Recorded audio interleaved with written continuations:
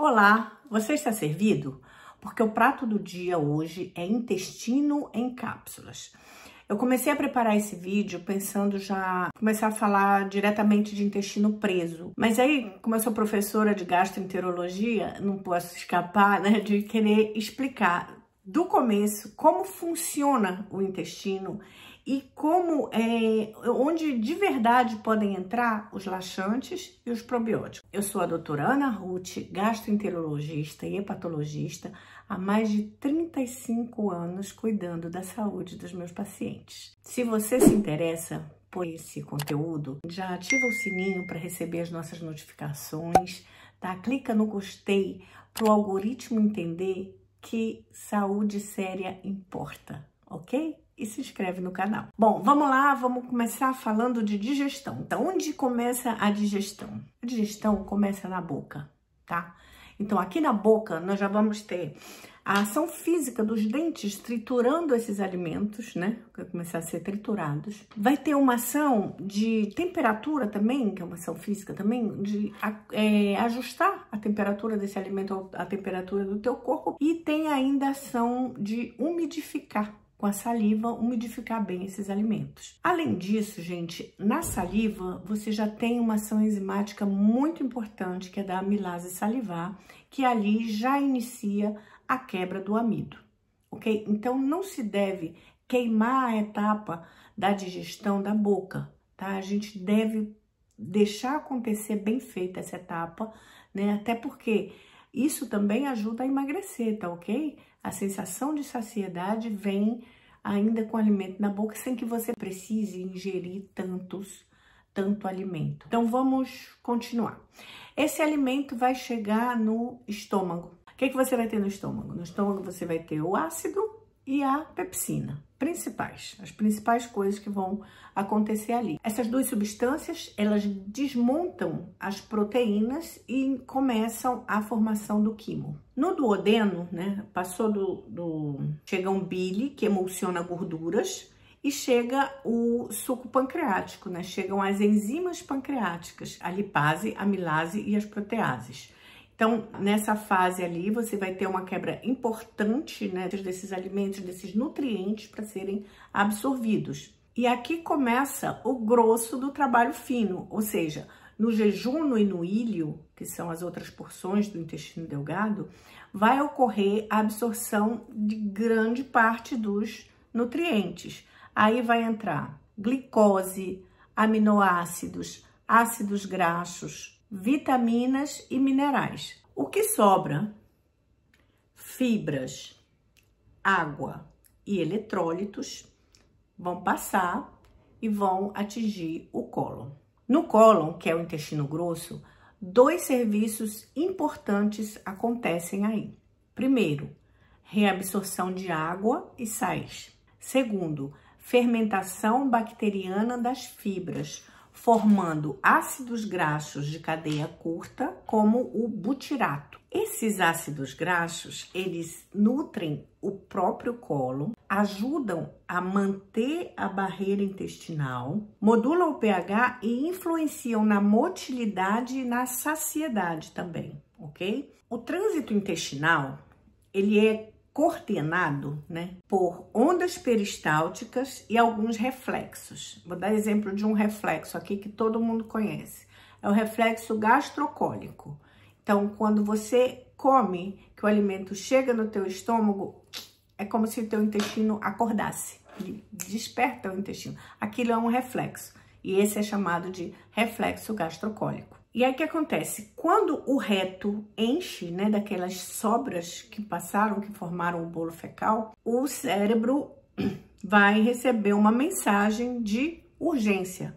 Urge que você vá ao banheiro. Então, a evacuação, ela depende de sincronia. É tudo sincronizado. O reto contrai, naquele momento que o reto tá cheio. O cérebro entendeu e mandou a mensagem que urge no banheiro. O reto vai contrair para expulsar essas fezes. No que ele contrai, o esfíncter interno do ânus, ele relaxa, que é para abrir passagem para essas fezes. Esse se chama reflexo reto-anal inibitório. Continuando a sincronia, o assoalho pélvico desce para abrir o caminho. Ou seja, Se você vive segurando as fezes, prendendo, né? Se você não bebe bastante água, não come fibras, não tem uma rotina, né? Vai quebrar toda essa cadência, todo esse funcionamento sincronizado que é natural do intestino. O sistema perde toda essa cadência e aí nenhuma cápsula vai resolver. Então, a primeira mensagem que fica é exatamente essa. Tenha uma cadência, uma rotina, beba bastante água, mastigue muito bem, ingestão de fibras, abundante ingestão de fibras é muito importante para a formação das fezes e para que o teu intestino funcione bem. Agora vamos ao que interessa. Vamos falar da microbiota. Imagina assim a microbiota como sendo uma comunidade de trilhões de micróbios. E quanto mais diversa e estável for essa comunidade, melhor o funcionamento desse intestino, melhor o funcionamento desse órgão, porque ela é vital para o funcionamento desse órgão. E por que ela é vital? Vou destacar aqui 4 funções principais, ok? Dessa comunidade que a gente está falando desses micróbios, ou seja, dessa microbiota. Primeira função muito importante, fermentar fibras e produzir o butirato, aquele ácido graxo de cadeia curta que eu falei na aulinha de digestão. Segundo, educar o sistema imune. Terceiro, importantíssimo, dialogar com os hormônios da saciedade. E quarto, ajudar a motilidade intestinal. Ou seja, tudo tem que estar funcionando em perfeita sincronia. E essa diversidade, gente, aqui que eu queria chegar, o ponto que eu queria chegar, essa diversidade da microbiota, ela não vem em potes. Ela vem de uma vida saudável, tá? Ela vem de uma boa alimentação, rica em fibras, beber bastante água, ter uma vida ativa e ter um sono de qualidade. Tudo isso é importante para fazer funcionar bem o nosso organismo. Sem isso, o probiótico ele vira assim tipo um turista, né? Ele vem, passa, acena e ó, vai embora, tá? Não acontece nada. E agora, doutora? Tomar probiótico é ótimo então, né? Gente, é igual aquele meme. Dessa conversa eu não participo. O que a medicina entende é que a indicação de probióticos é e deve ser específica. Uma espécie de bactéria específica para uma situação específica por tempo limitado e na dose certa. Por exemplo, onde eu realmente considero importante, que pode ser bastante útil o uso dos probióticos, né? De algum probiótico, pode ser bem indicado. Primeiro, diarreia associada ao uso de antibiótico. Você usa o probiótico longe do horário do antibiótico e aí você pode se beneficiar com a diminuição dos sintomas da intolerância ao antibiótico manifestada por diarreia. Isso aí pode ser bastante bem indicado. Segunda indicação que eu acho que pode ser interessante é na diarreia do viajante, que nada mais é do que uma gastroenterite viral. Então, vocês já devem ter ouvido falar da diarreia do viajante. E aí, nesse caso, algumas cepas podem realmente diminuir os sintomas da diarreia do viajante. Subgrupos da síndrome do intestino irritável. Você pode se beneficiar com o uso de alguns probióticos, tá? Especialmente naqueles pacientes que apresentam distensão abdominal, muitos gases. Esses probióticos podem colaborar diminuindo esses efeitos do sintoma. Isso sim, você já ajustou a sua dieta, você já melhorou a qualidade do teu sono, tá ingerindo as fibras, tá fazendo a educação alimentar, né? Tá melhorando a tua qualidade de vida e aí você usa também o probiótico para ajudar nesses sintomas aí. Última indicação que eu vou chamar a atenção aqui é o uso pós-antibiótico, pós-terapia com antibiótico, né? Alguns estudos mostram que pode ser benéfico o uso quando você termina de fazer a terapia com antibiótico, usar um probiótico para estabilizar essa flora, para melhorar essa flora. Só que empilhar cepas, né, pode retardar a volta da tua microbiota nativa. Então, qual é a minha opinião nesse caso? Se não vai ajudar, eu tiro. Então, vamos lá. Pontos práticos que eu aplico no consultório.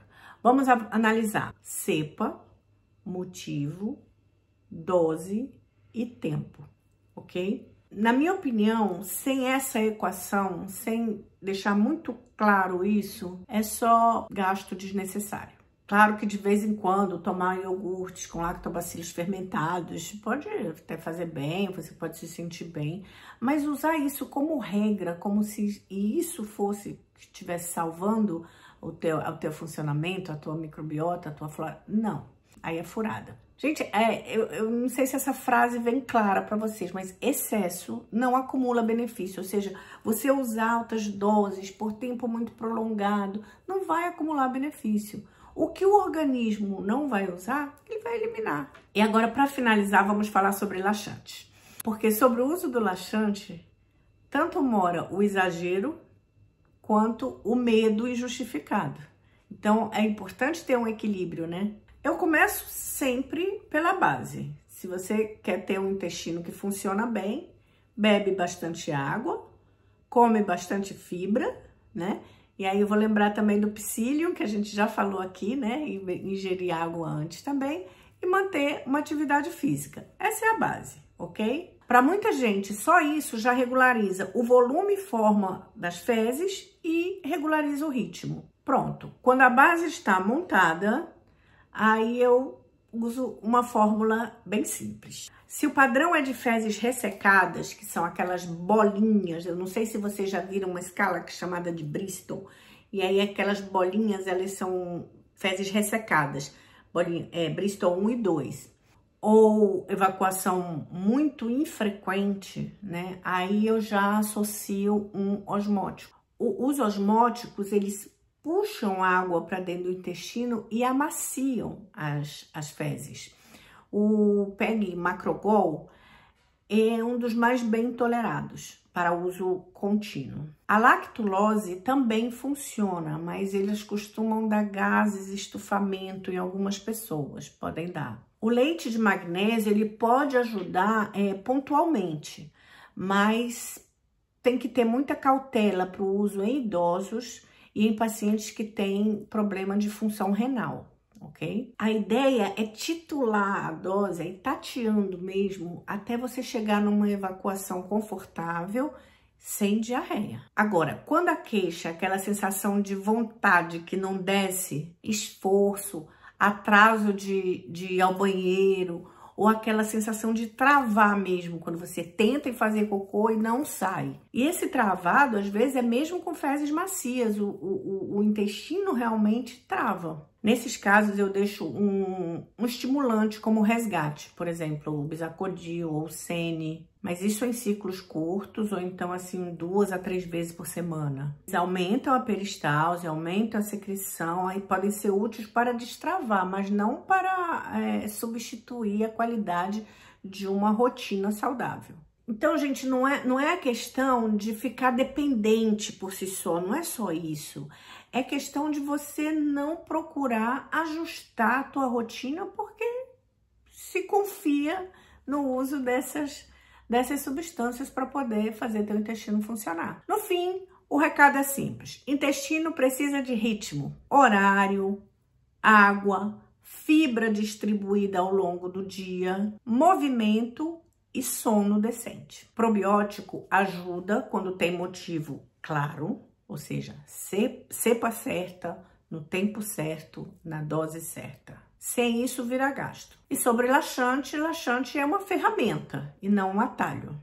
Então, uma ferramenta você pode usar, você pode lançar mão, mas não deve substituir a tua rotina. Então, quase 100% dos outros suplementos intestinais não servem para nada. Quase 100% dos outros suplementos intestinais não fazem sentido sem um diagnóstico específico. No próximo episódio, o tema é como desintoxicar o corpo de verdade. Não perde o próximo vídeo e até a próxima!